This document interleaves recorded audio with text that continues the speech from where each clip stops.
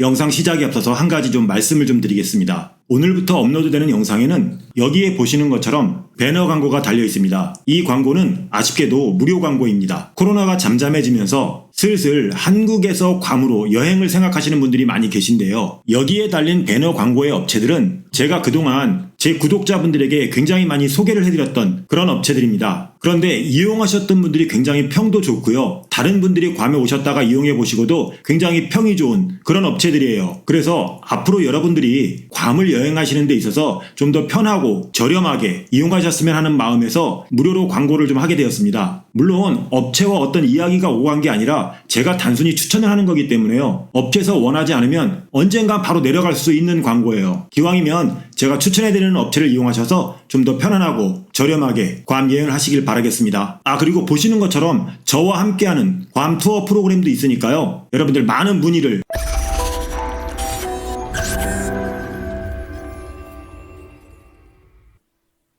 안녕하십니까, 괌투브의 PD 아저씨입니다. 오늘 제가 여러분께 해드릴 괌에 대한 이야기는 제가 1월 달에 올려드렸던 괌의 집값에 대한 일부 영상이 있습니다. 그 영상에 이어서 오늘은 그 2부를 준비를 해봤습니다. 1부 영상을 안 보신 분들은 이쪽에서 1부 영상을 봐주시면 감사하겠습니다. 2부에서는 1부에서 예고드린 것과 마찬가지로 미화 30만 달러에서 100만 달러까지의 집들을 좀 여러분들께 보여드릴까 합니다. 집값 관련 영상에서는 제가 늘 말씀드리는 거지만 저는 부동산 브로커도 아니고요. 부동산 관련 비즈니스를 하는 사람도 아닙니다. 단지 여러분들이 궁금해하시는 괌의 집값을 좀 정리를 해서 여러분들에게 알려드리는 그런 유튜버니까요. 구입이라든가 기타 부동산에 대해서 궁금한 점이 있으신 분들은 현지에 오셔서 전문가분과 꼭 상담하시기를 바라겠습니다. 제가 이렇게 말씀을 드려도 댓글로 부동산 업체를 좀 소개시켜달라 또는 부동산 브로커를 좀 소개시켜달라 하는 분들이 계신데요. 여러분들도 아시겠지만 집이 뭐 한두 푼 하는 것도 아니고 그 집에 대한 것들을 이메일이라든가 카톡으로 상담한다는 게 어느 정도 어려움이 좀 있게 마련이에요. 그러니까 그냥 집에서 막 상담하려 하지 마시고요. 꼭 현지에 오셔서 전문가와 상담을 하시기를 바라겠습니다. 만약에 오셔서 상담을 원하신다면 제가 공인된 전문가를 소개시켜드릴 수는 있다는 거 알아두시면 감사하겠습니다. 자, 오늘 영상이 되게 길 텐데요. 그러면 본격적으로 집을 좀 구경해 보도록 하겠습니다. 첫 번째 집은 미화 31만 달러입니다. 대지가 860 스퀘어미터, 약 260평이고요. 건평은 976 스퀘어피트, 약 27평입니다. 2000년도에 준공을 했고요. 방 2개, 욕실 2개. 대지 면적에 비해 건평이 좀 작은 편인데요. 전체적인 리모델링과 함께 넓은 야드를 이용해서 행정 절차를 밟아서 약간 중축을 한다면 보다 넓은 집으로 사용할 수 있을 듯합니다. 태양광 시공을 해놔서 전기요금에 대한 부담은 없는 게 큰 장점이라고 할 수 있고요. 이 가격의 집들은 대부분 구입 후 리모델링이나 중축에 적지 않은 돈을 투자해야 하고 중축 및 리모델링을 할 경우 넓고 깨끗하게 살 수 있고 또한 집값 상승도 기대할 수 있습니다.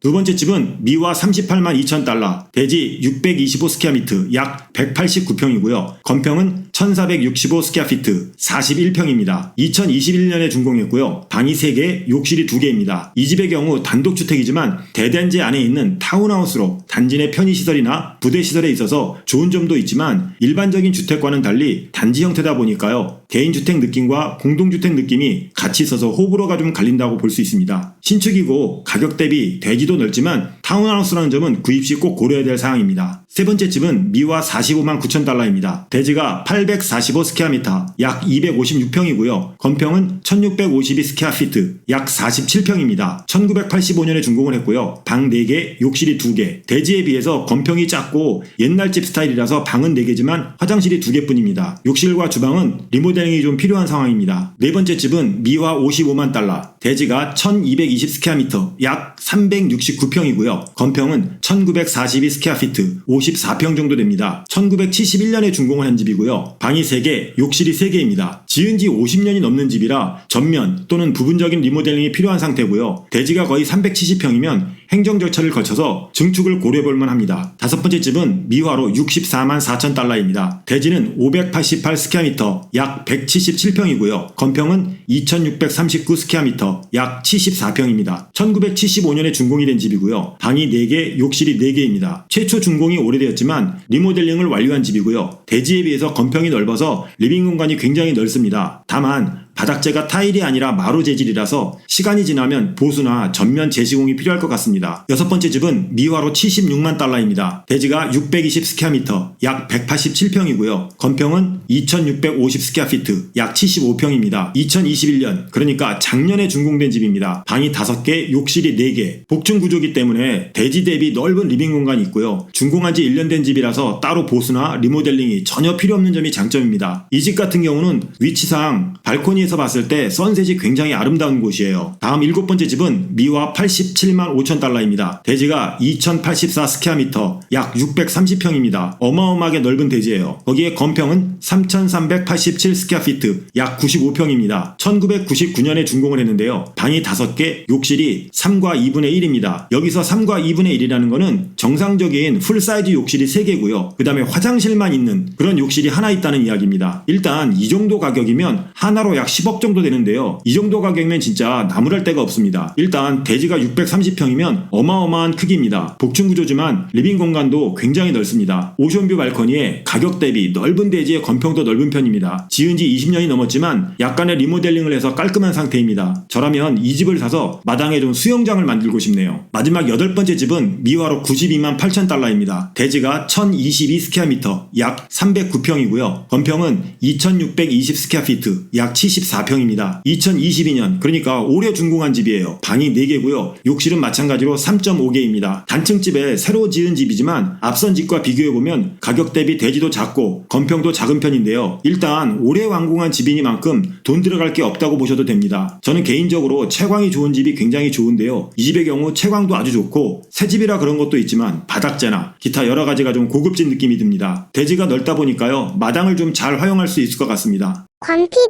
아저씨.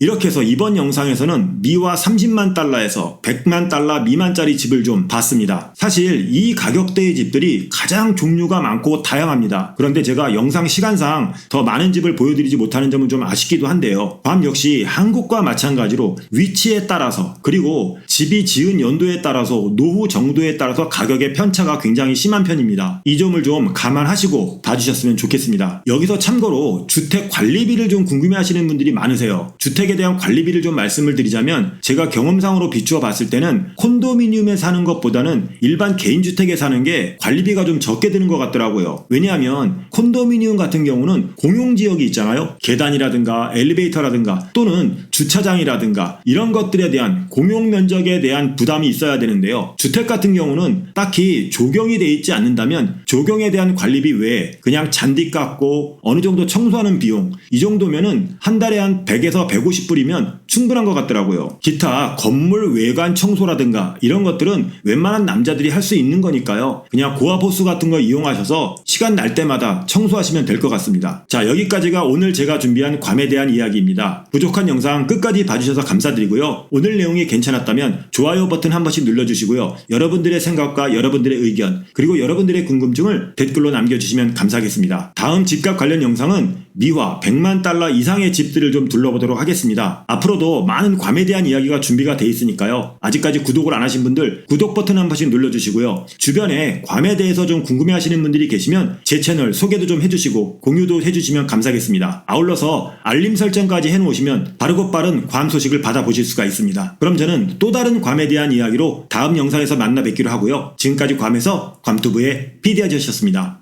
감사합니다.